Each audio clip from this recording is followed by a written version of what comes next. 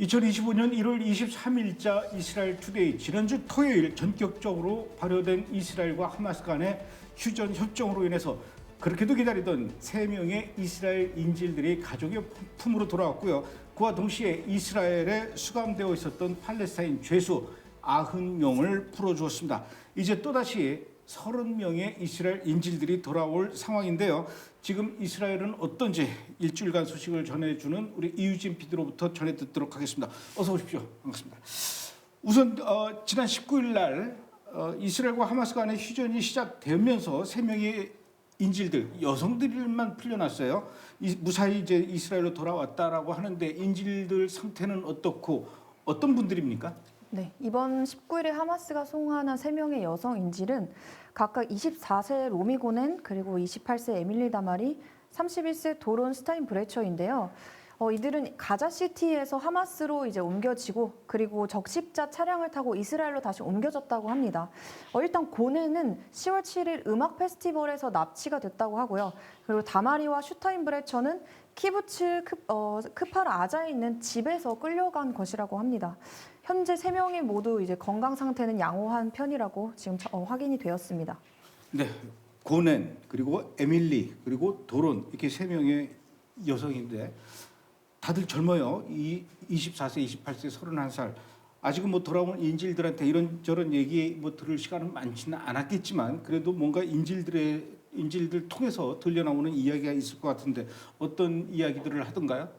네, 석방된 인질들은 이제 15개월간 거의 지하에 갇혀 있었고요. 그리고 햇빛을 거의 보지 못했다고 합니다. 또한 하마스에 의해서 마취 없이 수술을 진행한 경우도 있었다고 하는데요. 서로 이제 같이 지내면서 TV나 아니면 라디오를 통해서 그들의 가족이 TV를 통해서 뭐 같이 싸우는 모습들을 같이 보고선 듣고 그랬다고 합니다. 그리고 또한 10월 7일 학살 소식까지 접하게 되었고 그들이 자신들이 생존한 것에 대해서는 감사하지만 친구들을 많이 잃었다고 전하기도 했습니다. 뭐 오죽하겠습니까? 저도 그 영상 보니까 그래도 그 3명의 여성 인질들 풀려난 그 보니까 아주 건강한 모습인 것 같아서 그나마 좀 다행이다라는 생각이 드는데 원래 이번 휴전 협정으로 인해서 그 33명의 이스라엘 인질들을 하마스가 풀어준다고 했어요. 그래서 우선 이제 3명이 돌아왔지만 이제 앞으로 30명이 더 돌아와야 되는데 나머지 인질들은 언제 풀어준다는 겁니까? 일단 이번 토요일에 4명의 인질이 추가적으로 석방이 되고요. 그 다음에 이제 매주 토요일마다 4주 동안 토요일마다 3명의 인질이 풀려나고 그리고 가장 마지막 날에 14명의 인질이 풀려나게 되는데요. 이번 돌아오는 토요일에는 하마스가 여성 인질 4명을 석방할 예정이라고 하는데 현재 33명의 명단에 남아있는 여성 인질은 총 7명이고요. 그중에서 누구를 석방할 것인지 아직은 밝히지는 않았습니다. 이번에도 이제 또 여성들을 먼저 풀어주는군요. 네. 예, 그나마 그것도 또 다행인 것 같습니다. 인질들 얘기는 이제 이 정도로 하고요. 자, 이제 다시 일주일 전으로 돌아서 지난주 금요일입니다. 1월 17일 러시아와 이란이 20년 협정 체결을 했다. 러시아하고 이란하고 무슨 내용으로 협정을 체결했다는 거죠? 네, 러시아와 이란이 최근에 20년간 유효한 포괄적 전략적 동반자 협정이라는 것을 체결한 건데요. 협정에 따라서 두 나라가 에너지랑 안보 그리고 군사 훈련 등 여러 가지 방면에 있어서 이제 협력을 강화하겠다고 밝혔습니다. 이 합의는 미국과 동맹국들이 특히 우려하고 있는 주제인 무기 이전에 관련해서는 언급을 이제 구체적으로 하지는 않았지만 양측은 군사 기술 협력을 발전시킬 것이라고 밝혔는데요. 또한 푸틴 대통령은 러시아가 이란을 위해서 더 많은 핵 프로젝트를 수행할 준비가 되어 있다고 밝혔습니다. 국제원자력기구 IAEA에 따르면 이란은 60% 농축 우라늄을 보유한 유일한 비핵무기 보유 국가라고 하는데요. 이 수준은 원자포탄 제작에 필요한 90%에 가까운 수치로 민간 핵 프로그램에 필요한 수준을 훨씬 넘어선다고 합니다. 또 현재 러시아가 이란에 건설한 부쉐르 원자력 발전소가 안정적으로 운영 중이라고 하고요. 추가적인 원전 건설까지 지금 논의 중인 상황이라고 합니다. 결국 이 협정이 미국 제재로 어려움을 겪고 있는 두 나라 러시아와 이란이 이제 협력을 맺어서 이런 돌파구를 마련하려고 하는 것 같은데요. 특히 러시아 같은 경우에는 이번에 유럽의 가스 시장 손실을 만회하기 위해서 새로운 파트너인 이란을 찾은 것 같습니다. 예, 이제는 18일 토요일자 뉴스를 또 살펴보겠습니다. 미국의 도널드 트럼프 대통령이 취임 이후에 지금 이스라엘은 뭐 잔뜩 고무되어 있는 그런 분위기인 것 같은데 도널드 트럼프가 대통령에 취임하기 직전에 이란이 새로운 지하 해군 기지를 공개했다 이렇게 얘기를 해요. 해군 기지가 지하에 있다는 것도 참 특이한데 어디에 있는 기지이고 왜 하필 트럼프 대통령이 취임하기 직전에 공개를 한 겁니까? 네, 이란이 이번에 공개한 새로운 지하 해군 기지는 그 페르시아만의 비공개 위치에 있는 기지이고요. 지하 500m 깊이에 건설이 되었고 그리고 장거리 미사일을 발사할 수 있는 함정을 보유하고 있다고 합니다. 특별히 이란이 그 시점에 이제 그 지하 해군 기지를 공개한 이유에 대해서는 트럼프 대통령 취임을 앞두고 미국과의 그 긴장감 속에서 경고 메시지를 전달하려는 의도로 보이고 있고요. 또한 이스라엘과의 관계를 강화하려는 그 트럼프 행정부의 움직임 또한 이란 입장에서 굉장히 위협적으로 느껴졌을 것 같습니다. 특히 트럼프 행정부가 이란 제재를 강화하겠다라는 입장을 여러 차례 이제 밝혔다 보니까 이란이 자국의 군사력을 좀 과시하면서 압박에 대응을 하려고 했던 모습인 것 같습니다.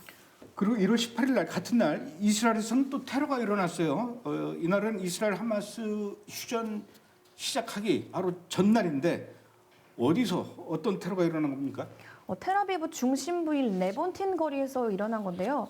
한 팔레스타인인이 다른 한 남성을 칼로 찔러서 심각한 부상을 입혔는데 무장한 민간인에게 총격을 당해서 그 테러리스트가 사망한 사건입니다. 경찰은 그 해당 사건을 테러로 간주했고요. 그 테러범은 서한지구 툴카렘 출신의 19세 남성인 살라 야히에로 불법으로 이스라엘에 거주하고 있었던 것으로 확인이 됐습니다. 피해자는 당시 중태로 바로 병원으로 이송돼서 치료를 받았고요. 현재는 안정적인 상태에 있다고 합니다. 예, 그 다음 날 이제 이스라엘과 하마스가 그 휴전이 시작이 된 거고요. 그 다음 날 1월 20일 날 월요일 날 하마스하고는 이스라엘이 휴전에 들어갔는데 이번엔 또 서한지구가 좀 어수선한 것 같아요. 서한지구 안에서는 이스라엘 정착민이 팔레스타인 사람들을 공격했다고요?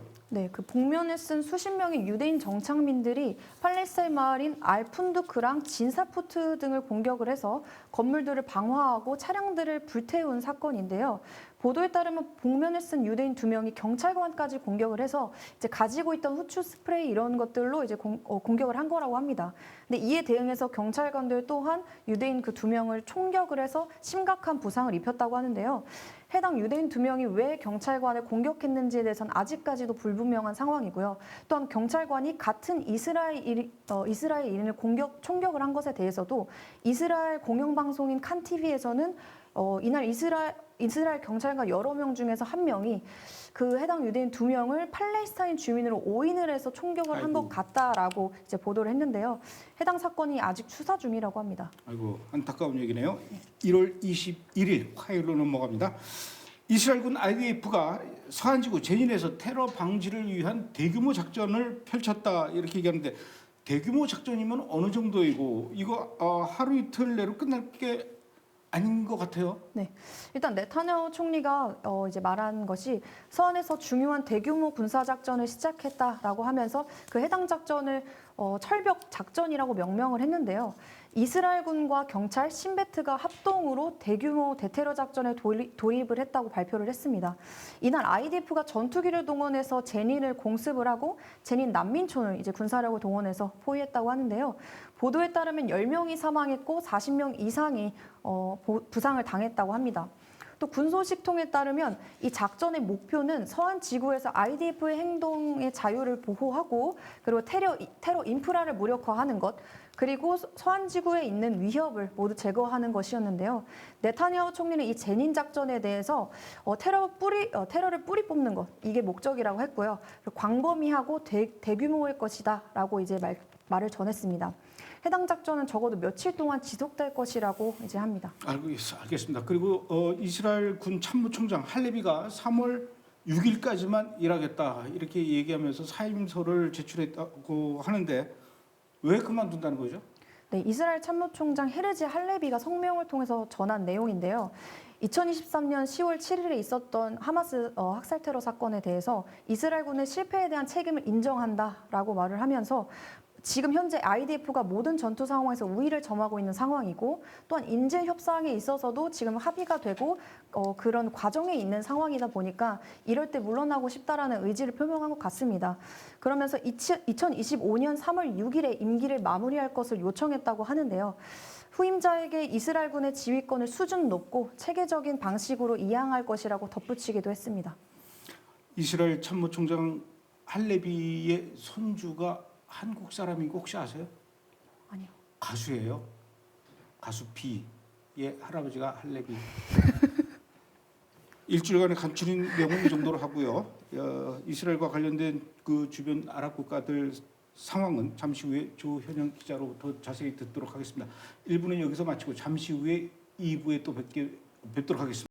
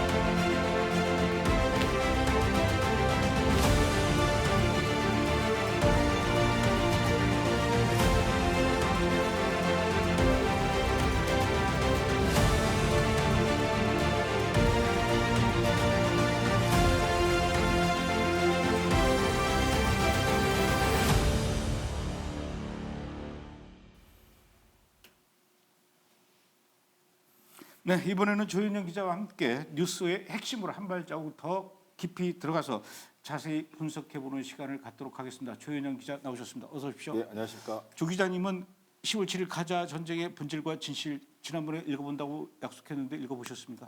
연초라 조금 바빴습니다. 알겠습니다. 다음 주에 다시 물어보도록 하죠. 자, 오늘 첫 번째 분석 이슈 어떤 건지 또 알아보도록 하겠습니다.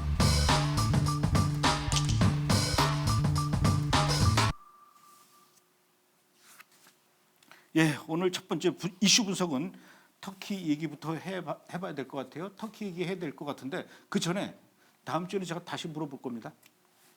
설이라. 네, 설 연휴 때 꼭 읽어보시고 지난 12일 날 예루살렘 포스트 신문에서 이제 보도하기를 이란이 1,500기의 자살 드론을 공급해 주기로 계약을 했다. 어떤 나라하고 도대체 누구한테 이 자살 드론을 공급하려고 했느냐 했더니 이 기사를 자세히 보니까 터키와 아주 적대적인 쿠르드족한테 야 이거 이란이 아주 또 이렇게 세게 나옵니다. 쿠르드족한테 1,500기의 자살 드론을 공급해 주는 것으로 계약을 하려고 하고 있다. 이게 성사가 된 겁니까?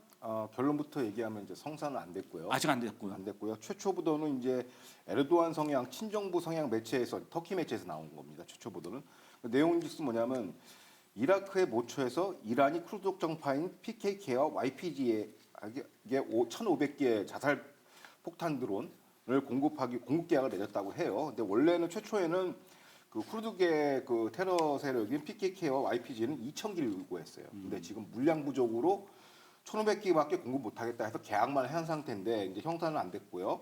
먼저 이 두 단체를 이해를 해야 되는데 두 쿠르드족 계열 단체의 공통점 모두 터키 국경 지역에서 활동하고 있다는 점입니다.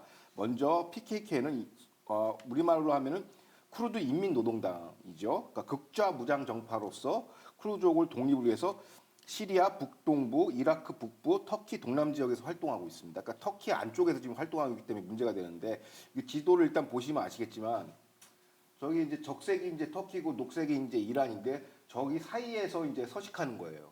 그 서식이라는데 저기 사이에서 활동을 하고 있는데 저 쿠르드 활동인데 저기서 이제 문제를 발생시키면 이제 터키는 어떻게 보면 국가가 이제 쪼개지는 현상이 되기 때문에 쿠르드족의 자치 독립을 절대 인정 안 하는데 여타 그 쿠르드족도 있어요. SDNF라고 이제 또 터키가 지원하는데 여기는 약간 이제 그냥 뭐 일반적인 운동 행태를 보인다면 PKK와 YPG는 어떤 형태를 보이냐면 약간 무장 테러 노선이에요. 테러를 통해서 독립을 쟁취하겠다기 때문에 이 두 단체에서 터키의 집권세는 어떻게 보고 있냐면 터키의 국토를 참칭하는 반국가 단체 내지는 테러 세력을 보고 있는 것이죠.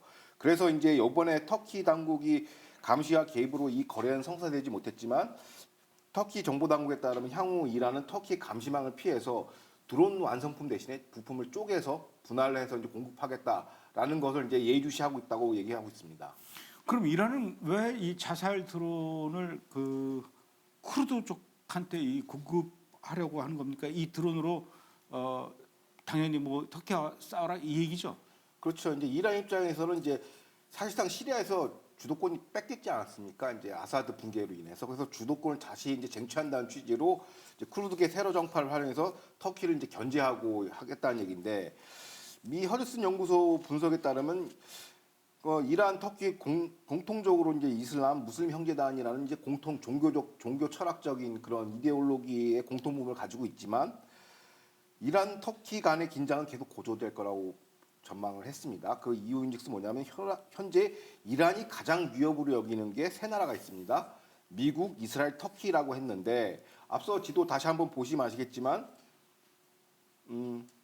이게 국경을 맞대고 있단 말이에요. 네. 그 국경을 맞대고 있다는 건 뭐냐면은 지정학적으로 보면 교과서에 나온 얘기인데 국경을 마주하는 국가는 반드시 분쟁한다는 거예요. 그러니까 종교, 이념, 철학 상관없이 국경을 마주하고 하고 있기 때문에 지정학의 대원칙적으로 충돌할 수밖에 없는 구조적 한계를 갖고 있다라는 거예요. 그래서 요번에 했는데 이제 그래서 요번에 드론 거래 미수 사건도 이제 이게 하나의 이제 갈등이 고조되는 이정표라고 분석하고 있습니다. 그래서 이거는 터키와 이란이 벌이는 지정학 게임의 연장선이라고 볼 수 있습니다. 그러니까 이란하고 그 터키하고 벌이는 그 지정학적 게임에서 또 다시 이란이 그 전에는 대리 세력으로 하마스나 헤즈볼라를 내세웠는데 하마스하고 헤즈볼라가 지금 지리멸렬하니까 이 터키 문제와에서는 이 쿠르드족을 또 다시 대리 세력으로 내세우는 거 아닙니까? 그렇죠. 결론적으로 그게 정답인데, 그러니까 이른바 이란이 이스라엘 방멸을 위해서 설계한 게 링 오브 파이어죠. 시아 초승달 벨트인데 뭐 지난번 작년 9월 10월부터 시작된 삐삐 공작 이후로 거의 뭐 붕괴되지 않았겠습니까?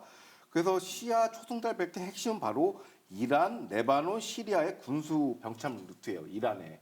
근데 이게 이제 와해됐기 때문에 이것을 다시 세력을 복원하기 위해서 이제 동분서주한 것이죠, 이란이. 그래서 누굴 썼냐면 어떻게 보면 YPG랑 PKK를 이제 지원해서 이제 새로 이제 복원을 하겠다. 시리아에서 이란의 영향력을 다시 확보하겠다라는 게 큰 포석이고요. 근데 아시다시피 이제 이란의 대리 세력인 헤즈볼라, 시리아 등 여러 시아파 테러 세력이 어떻게 보면 이란의 1티어 테러 세력이었어요. 근데 이게 이제 파괴되다 보니까 이제 3순위 테러 세력이 이제 쿠르족까지 내려온 거예요. 쿠르족을 통해서 어떻게든지 이제 시리아에서 이제 터키를 견제하고 주도권을 한번 장악해보겠다는 원대한 꿈을 갖고 있는 것이죠.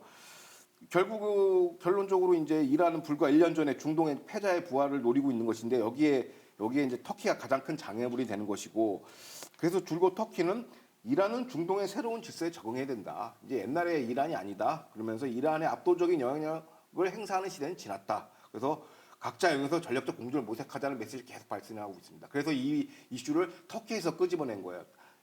쓸데없는 짓 하지 말라고. 쓸데없는 짓 하지 말고 괜히 우리랑 분쟁하지 마. 서로 피곤하니까. 그러니까 이거 경고 메시지를 매체를 통해서 날린 것이죠. 그런데 그 터키의 에르도안 대통령은 지난 15일 날 1월 15일 날 이스라엘하고 하마스하고 이제 휴전 협정에 합의하고 19일 날 이제 휴전이 발효되는 이런 상황을 놓고 이야기할 때 에르도안 대통령은 이 휴전을 두고 이것은 분명히 하마스의 위대한 승리다 이렇게 얘기할 정도로 사실은 이 터키의 에르도안 대통령하고 이스라엘하고는 별로 이렇게 감정이 안 좋거든요. 그런데 이렇게 이란이 터키와 지금 사이가 또 안 좋게 되면은 이란이라는 그 나라를 두고 터키와 이스라엘은 이란을 두고 공동의 적이란 말이에요. 터키도 그렇고 이제 이스라엘도 그렇고 그러면 이쯤 되면 이제 터키하고 이스라엘하고 좀 사이도 좋아야 되는 거 아닙니까? 그러니까 말씀하신 게 이 지정학 3차 방정식을 어떻게 풀 거냐. 이스라엘, 이란, 터키의 관계를. 그런데 뭐 다시 한번 정리를 드리자면 여전히 터키는 이스라엘의 말폭탄, 반유대주의 발언, 막 학살, 뭐 이게 던지고 있고, 그 다음에 또 이스라엘 보고 골란고원을 포기해라. 그러면서 시리아 남부에서 철구해라 얘기해요. 그래서 여기에 대해서 이스라엘 역시 터키의 에르도안 대통령의 발언은 절대적으로 거부한다라고 하면서 시리아 국경 내 16km 점령 및 60km 반경에서 감시 정찰과 작전 반경을 우리가 확보하고 절대 포기하지 않겠다고 선을 긋고 있습니다. 그래서 오히려 터키 영내에서 제국주의 행태를 보이고 있다면서 서로 이게 공격을 하고 있어요. 말로 주고받는 것이죠. 근데 재밌는 게 뭐냐면 양국 특히 터키하고 이스라엘 모두 지능적인 이제 투트랙 경기를 하고 있어요. 먼저 에르도안 표면적으로 뭐 반유대주의, 반이스라엘 말폭탄 늘어났지만 터키의 해외 경제 평의회 의장이 있습니다. 그 올팔 의장이 뭐라고 얘기했냐면 가자 평화가 항구적이라면이라고 단서는 달긴 했지만은 양국이 빨리 무역을 재개해야 된다. 양국이라면 터키하고 이스라엘. 그렇죠. 터키, 이스라엘 빨리 무역을 재개해야 된다고 얘기를 해요.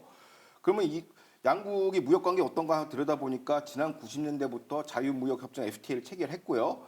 근데 2023년 기준 무역 교역량이 총 69억 달러 정도 되고, 근데 이게 10월 7일 학살 이후로 정지가 됐어요. 그래서 이걸 빨리 지금 재개하자라고 이제 그 어떻게 보면 테크노크라스는 얘기하고 있죠. 에르도안은 이제 이념적인 말폭탄을 하고 그 관료들은 이제 그 무역 재개하자라는 얘기를 하고 있죠. 어떻게 보면 당근책을 제시하는 거예요, 이스라엘한테. 겉으로는 세게 얘기하지만. 그러면 그게 왜 그 터키의 경제 상황도 별로 그렇게 좋지는 않아요. 왜냐하면 그러니까 미국이 러시아를 경제 제재, 금융 제재 하지 않았습니까? 그러다 보니까 러시아 무역 미수급 문제로 지금 약간 골치가 아파요. 터키도. 그래서 빨리 무역을 해서 이거 순환을 시켜야 되는데 이스라엘하고. 근데 반면 이스라엘도 여기에 대해서 조금 겉으로는 세게 나가요. 터키한테. 역시 야 무역 기본 질서도 모르냐? 네가 네 마음대로 끊고 막 다시 하는 게 아니다라고 강력하게 비판을 합니다. 하지만 이스라엘은 굉장히 의미심장한 발언합니다. 터키는 에네미가 아니다. 적성국이 아니다. 우리하고 경쟁 관계고 뭐 양국 간의 마찰과 갈등은 촉발될 수 있으나 군사 충돌은 안 된다라고 딱 레드라인을 그어버렸어요. 그러니까 뭐냐면 터키와 그러면서 이스라엘 외교당국자는 뭐라고 얘기하냐면 터키와 다양한 군사적 외교적 채널을 통해서 수면 안에서는 우리가 대화 채널을 열어놓고 언제든지 대화할 준비가 돼 있다라고 얘기하고 있어요. 즉 겉으로는 이제 전문가들의 평가는 이렇습니다. 겉으로는 거친 말폭 때문에 올라가지 주고받고 하지만 수면 아래에서는 냉정한 실리적인 전략적 대화, 이 지정학 게임을 벌이고 있다고 얘기하고 있고 그리고 이스라엘이 굉장히 대처를 잘하고 있다는 것이에요. 고로 이스라엘은 터키와 직접 대립하기보다는 이란 경제용으로 이제 활용을 해야 된다라는 거죠. 그러니까 이란을 통해서 이제 이스라엘이 터키를 통해서 이란을 견제하고 서로 이게 입장이 맞아떨어지니까 감독님의 그 명제가 이제 맞아떨어지는 것이죠. 그래서 그렇게 활용해야 되지 겉으로 나는 거에 현혹되면 안 된다. 왜? 이스라엘하고 터키는 투트랙으로 진행하고 있기 때문에. 그래서 정확하게 지정학적 게임을 벌이는 것 같아요. 이스라엘은. 국가는 국가 단위대로 상대하고 테러리스트는 테러리스트도 상대하고 그것도 이원화시켜서 하는 행태를 지금 보여주고 있습니다.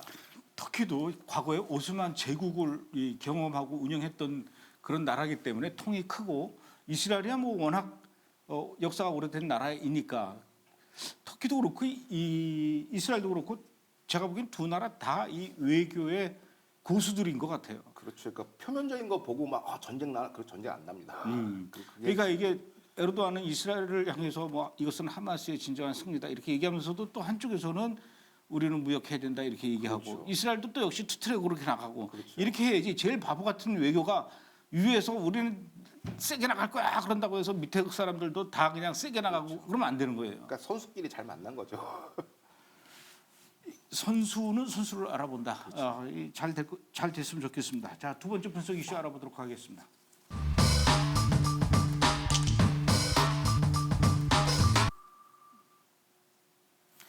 예, 이스라엘 정보 당국에 따르면 아직도 돌아오지 못한 이스라엘 인질들 일부가 가자 지구 북부 지역에 있는 한 병원에 감금되어 있는 것으로 추정하고 있다. 무슨 근거로 이런 얘기를 하는 겁니까? 그러니까 이게 최초 보도가 이제 지난 21일 폭스뉴스 미국의 폭스뉴스에서 보도가 나왔는데요.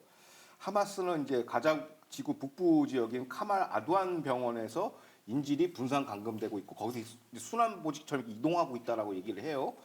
그러니까 그 사실을 어떻게 하냐면 IDF가 문제의 아두안 병원을 급습해서 테러 병력 240명을 이제 체포를 했거든요, 최근에.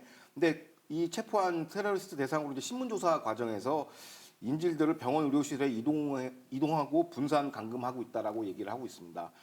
또 그 증언에 따르면 그 신문 조사 과정에서 나타난 얘기인데 하마스가 알카삼 여단 소속 지휘관은 의료시설 관리 직원으로 근무하면서 사실상 이제 어떻게 보면 거기서 활약을 하고 있다는 거죠. 우리는 뭐 과거 작년부터 이제 보도를 해드렸기 때문에 시청자분은 다 아시겠지만 그 근거에 대해서 이제 그 뭐라고 얘기를 했냐면 이스라엘이 군사적으로 병원을 공격할 수 없기 때문에 하마스들이 이제 병원 직원으로 이제 관리 직원 여러 가지 직원으로 이제 위장 취업해서 사실상 거기서 진지를 운영한다라고 얘기하는 것이고, 근데 문제의 심각성은 거기서 끝나는 게 아니라 가자 지구의 모든 의료 시설은 WHO 국제보건기구가 지원해서 운영되는 그 국제기구의 어떻게 보면 관할권에 있거든요.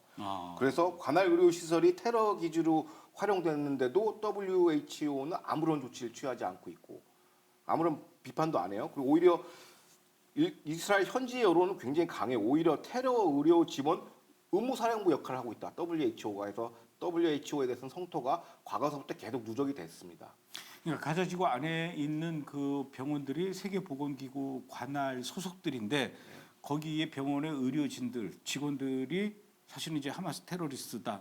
이거 아닙니까? 그렇죠. 그래서 그 병원에 지금 인질들이 있는데 있다라고 이제 추정을 하는데 그래서 그랬는지 지금 미국의 도널드 트럼프 대통령이 취임하자마자 지금 행정명령을 열심히 지금 하고 있어요. 예. 그 중에 하나가 제일 먼저 하고 있는 것들이 세계보건기구 WHO를 미국이 탈퇴하겠다. 여기에 지금 행정명령에 지금 사인을 했는데 도널드 트럼프 대통령은 사실은 일기 때에도 그 WHO에서 탈퇴하려고 그렇게 했다가 못했어요. 그러다가 이번에 이제 2기에 들어서자마자 지금 야 WHO부터 갖고 와 이거부터 나와야 돼. 그러고 사인을 했단 말입니다. 이 트럼프 대통령은 왜 이렇게 그 WHO 세계보건기구하고 악연이 있는 겁니까? 여기를 왜 이렇게 탈퇴하려고 그러는 거예요? 그러니까 트럼프 일기 행정부 말엽에 이제 팬데믹 그 유행이 있지 않았습니까? 그 코로나 팬데믹이.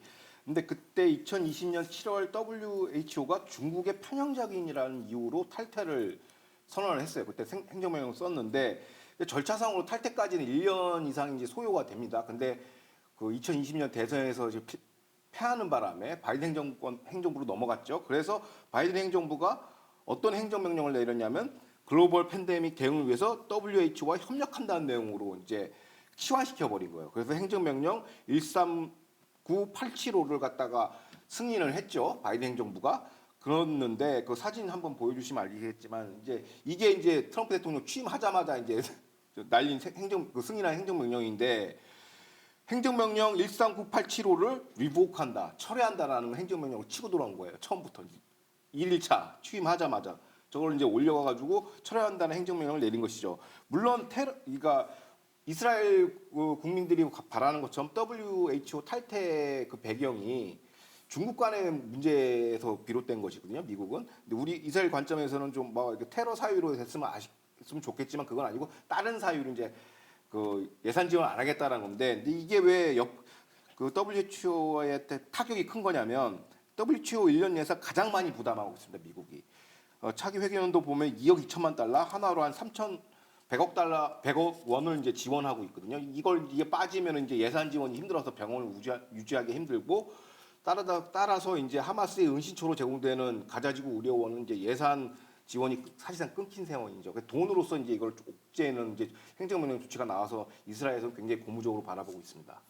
듣고 보니까 당연히 빠져야 되겠네요. 이거 그러니까 결국은 WHO가 하마스를 양성하고 지원해주고 먹여 살리고 있는 그런 상황인데, 저는 뭐 WHO 세계보건기구도 보건기구지만은 아니 근데 뭐 WHO가 좋은 일도 많이 해요. 뭐 아프리카에 뭐 질병 퇴치도 하고 뭐 에이즈 퇴치도 하고 좋은 일도 하지만 이 테러리스트 조직과 연계돼서 지원해 주는 거는 분명히 이건 문제가 되고 지적을 해야 되고 당연히 또 탈퇴도 해야 되지만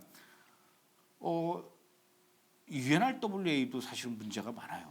가자지구 안에서 활동하고 있는 UNRWA도 그렇고 또 UN 평화유지군도 역시 마찬가지고, UNRWA하고 UN 평화유지군은 이 트럼프가 좀 손 좀 안 본답니까?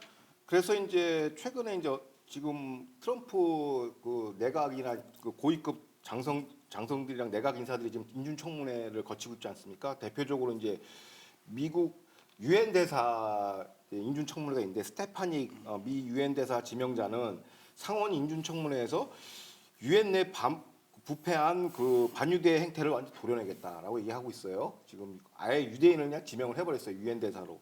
근데 이게 청문회에서 뭐라고 얘기했냐면 미국이 유엔의 최대 공여국, 그러니까 돈을 제일 많이 대고 있는데도 부패, 사기, 테러 등 미국 국가 이익에 부합하지 않는 행태가 도를 넘는 수준이라고 그냥 공격하고 있어요. 그리고 대표적으로 그 사례로 꼽은 게 문라 UNRW는 하마스에 은시체를 제공하는 등 테러 지원 행위를 미 납세자가 간접 지원한 셈이다. 그래서 요거는 확실하게 자기가 손을 보겠다고 얘기를 합니다. 재정 원조를 원천 철회하겠다고 얘기하고 있어요. 강경받은 얘기하고 있고 이 사람의 그 대이스라엘관이 어떻겠냐? 물론 유대계지만 유대계인 좌파도 있고 우파도 있고 다양하지 않습니까 사상이? 근데 이분 같은 경우는 스테파닉 지명자는 팔레스타인 이국가 해법에서 반대한다고 명시적으로 얘기했습니다. 청문회에서. 그다음에 유대 사마리아에서 이스라엘 주권이 회복돼야 된다고 얘기했습니다. 그다음 뭐냐면 ABC 구역 갈라서 이렇게 하는 거 그거 다 없애버리겠다는 게 이 사람 기조예요. 기본적인 기조고. 그다음에 아까 얘기했던 유니필 유엔 평화유지군이 본연의 역할, 즉 유엔 안보리 결의안 1701호를 제대로 관리 감독을 충실히 이행하는지를 집중 감사하겠다고 얘기했습니다.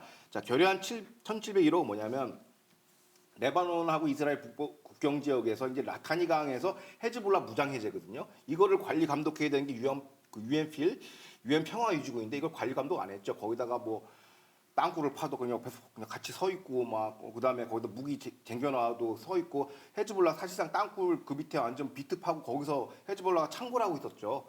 이스라엘 북부국경지여서 이거를 관리 감독 즉 무장 해제 시키고 라타니 강 이북으로 올려보내야 되는데 이걸 방기했다. 요거를 자기가 들어가자마자 집중적으로 감시하겠다라는 얘기를 했어요. 그러니까 어떻게 보면 이제 이스라엘한테 크리스마스 선물이 이제 연이어 터지는 건데 그럼 스테파니 그 유엔 대사가 이제 취임을 해도 그럼 무슨 근거로 법적 근거가 뭐냐라고 했는데 바로 이제 대통령 행정명령 미국 해외 원조 제조종이라는 행정명령에 이제 서명을 했습니다. 그게 뭐냐면 사진 보시지 않겠지만 미국의 지원을 받는 모든 개발 원조 기구에 대한 90일 예산 지원 동결뿐만 아니라 트럼프 행정부 정책 기조에 적합 여부를 판단하겠다라는 거예요. 그래서 특별 감사를 시행해서 감사에 떨어진 건 다 예산 끊어버리겠다는 거야. 그럼 여기 일바따로 걸리는 게 누구냐? 바로 운라입니다. 왜? 운라는 하마스 테러 세력이 사실상 교육 외교 활동을 지원하는 역할을 했기 때문에 이거 철저하게 감사해가지고 이 법률적 근거로 이제 유엔 대사 들어가서 이제 다 재정 지원을 완전 철회했다는 것이죠. 그래서 이게 요 행정명이 좀 센 게 나왔고, 예, 이런 것들이 이제 여러 가지가 이제 대기되고 있죠. 뉴스 화면을 보니까 트럼프가 백악관에 들어가자마자 이제 책상 위에 물론 이제 쇼 같아요. 쇼맨십인데 막 그 행정명령에 이제 이 사인하기 위해서 서리철들을 이제 이 파일들을 수십 개를 쌓아놓고 막 사인하더라고요. 그 장면을 보니까 WHO 그 세계보건기구 문제도 그렇고 UNRWA도 그렇고 UN 평화유지군도 그렇고 지금 말씀하신 대로 막 이렇게 철회 나가는 거 보면서 4년 묵은 채증이 그냥 뻥 뚫리는 것 같은 4년 동안 쌓였던 변비가 그냥 한 방에 다 그냥 변기가 막힐 정도로 야 너무 지금 속 시원하게 이렇게 지금 해결해주고 있는데 이스라엘과 관련된 어떤 행정명령에 대해서도 사인을 했겠죠. 어떤 것들입니까? 예, 그 사진을 이제 보시면 아시겠지만 그 한번 쳐주세요. 이게 이제 뭐냐면 그 취임하자마자 이제 사인한 게 뭐냐면 증오, 테러 이념 혹은 미국 국가안보에 위배된다고 판단되는 행위, 선동하는 유학생 혹은 해외 비자 소지자를 추방하는 행정명령이에요. 이게 뭐냐면 이 배경이 뭐냐? 작년에 뭐 우리 브레드 TV 시청자분은 아시겠지만 지난해 미 그 학내 아이비리그 명문 대학에서 반예주의 선동 폭도들이 엄청났어요. 근데 그게 내국인도 있겠지만 해외 유학생이 엄청 많다라는 거예요. 그게 이제 밝혀지자 관련제 이런 사람들을 해외 테러 세력으로부터 공공의 안전을 도모하기 위함의 조치라고 하면서 유학생을 다 추방시킨다는 얘기예요. 엄청나게 세게 들어오는 것이죠. 그리고 이 행정명령의 어떤 활용 정점이라 할 수 있는 게 또 한 가지가 있는데 바이든의 모든 행정명령을 롤백한 겁니다. 그러니까 무슨 얘기냐면 또 사진 한번 띄워주세요. 다음 사진.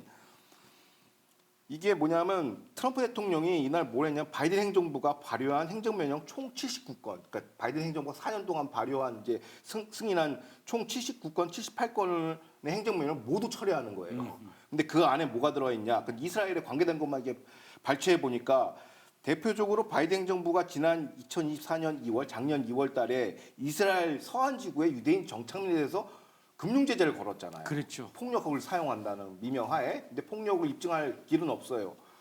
그걸 해서 행정명령을 발동했어요. 그 행정명령 번호가 뭐냐면 14115호를 발동했는데 이거를 갖다가 바로 위복한다는 행정명령 올려버린 거예요. 그러니까 이거를 79개를 갖다 쫙 나열한 거예요.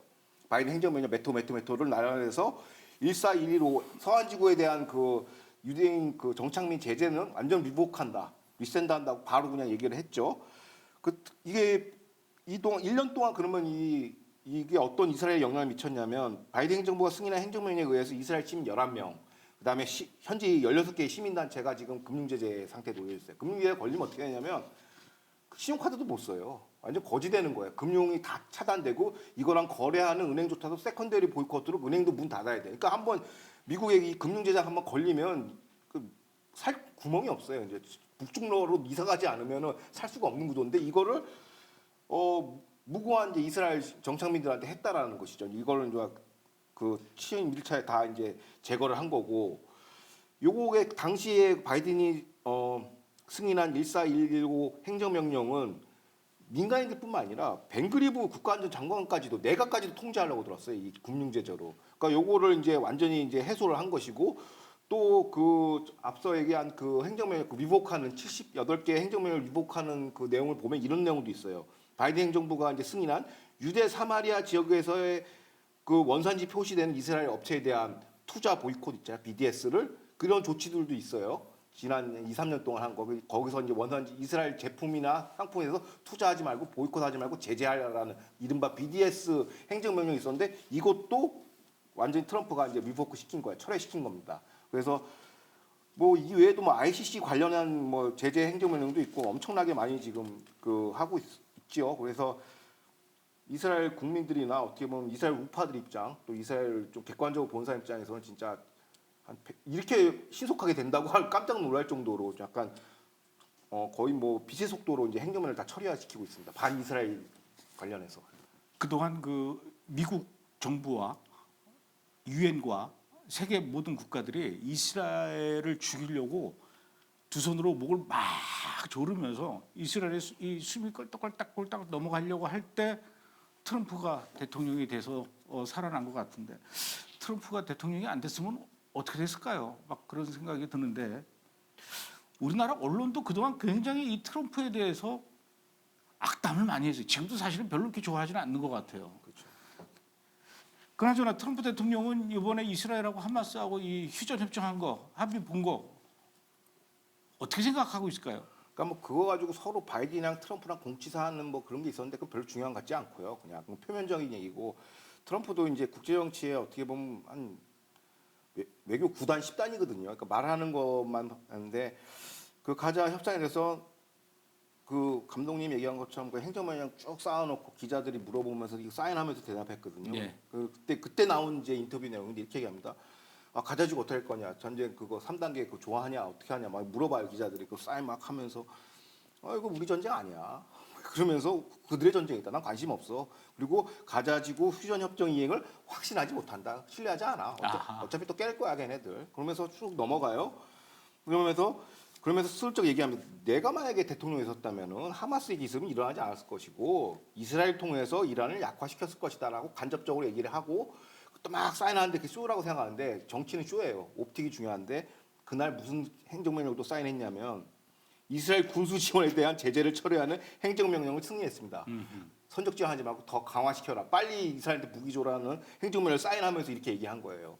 그리고 또 더 이제 최근 어제 새벽에 나온 기사인데 이제 행정명령이 워낙 많으니까 이게 뭐 쇼라고 할 수도 있겠지만 양이 워낙 많아요. 저도 읽어보느라고 막 너무 많아서 그러는데 가장 반가운 소식이 뭐냐면 후티 반군에 대한 FTO 지정 세력, 테러 지정 세력으로 했어요. 그러니까 FTO랑 바이든 행정부도 테러 지정 세력으로 했는데 두 가지가 있어요. 과거에 한번 제 브레티브에 설명한 적이 있는데 스페셜 데스네이드 글로벌 테러리스트 SDGT가 이제 바이든이 제재한 게 행정명 제재안이고, 트럼프가 요번에 사용한 그거는 FTO 지정 세력이요. Foreign Terrorist Organization인데 뭐 글자만 보면 그냥 똑같아 보여요. 그런데 바이든이 승인한 SDGT 그 제재 리스트는 예외 조항이 많아요. 그래서 빠져날 구멍이 왔거든요. 그래서 실제로 미 바이든 행정부가 겉으로는 우리가 테러 지정 세력에 집어넣었다고 했는데 내용 보니까 SDGT고 예외 조항이 이런 게 있습니다. 미국 원조 개발청이 필요에 따라서 이제 원조를 지원할 수 있다. 그래서 예민의 그 민초들의 지금 신난란을 겪고 그러니까 인도 지원을 허용하는 그 예외 조항이 있는데 FTO는요 얄짤 없어요. 그냥 예외 조항 자체가 없어요. 그래서 미국이 갖고 있는 테러 그 그 제재안 중에 가장 센 게 FTO인데 이번에 후티 반군을 갖다가 이걸 딱 때려버린 거예요. FTO 테러 지원리스트가 하면은 금융 지원 끝나고 인도적 지원 식량도 안 들어와요. 그래서 이게 가장 강력한 테러 제재 법안인데 그걸 갖다 사인을 해버린 것이죠. 그러니까 그동안 이게 비판이 많았거든요. 바이든이 겉으로는 이게 뭐 제재하는 것처럼 하지만 물밑에서는 미국 원조청을 통해서 이제 이 식량 이런 거 막 배포하고 막 그랬던 흔적이 있었는데 FTO 최종 지원은 아예 다 밀봉시키겠다는 거거든요. 그러니까 후티 반군도 그렇고 대리 세력을 하나씩 척사를 해요. 말로는 아 이거 우리 전쟁 아니야 하면서 제재하는 가장 센 걸 다 때려 받고 있죠. 그래서 와 진짜 이게 좀 감회가 새롭습니다. 보면 하루밖에 안 됐는데 그래가지고 너무 지금 강도가 센 거 아닌가. 나중에 어떤 식으로 이제 이 중동 정치를 펼칠지 좀 기대가 되는 측면이기도 해요. 나훈아 씨가 노래 불렀잖아요. 테스 형, 트 형을 불러야 돼요. 네, 트형. 아 멋있어요, 트 형. 네. 오늘도 다른 데서는 들을 수 없는 심도 깊은 분석해 주셔서 고맙고요. 설 연휴 동안 다음 주 30일에는 저희가 연휴 기간이라서 방송을 못할 것 같습니다. 여러분들 이스라엘 투데이 보고 싶어서 굉장히 궁금하시겠지만 일주일만 참아 주셨으면 좋겠습니다. 설 연휴 기간 동안에 뭐 하십니까? 책 이스라엘 또 가자 전쟁의 본질. 예. 이스라엘과 이란 어쩌다가 원수가 되었나 이 책을 설 연휴 기간 동안에 꼭 가슴에 품고 읽어주시면 감사하겠습니다. 오늘은 여기까지 하도록 하겠습니다. 고맙습니다. 네, 감사합니다.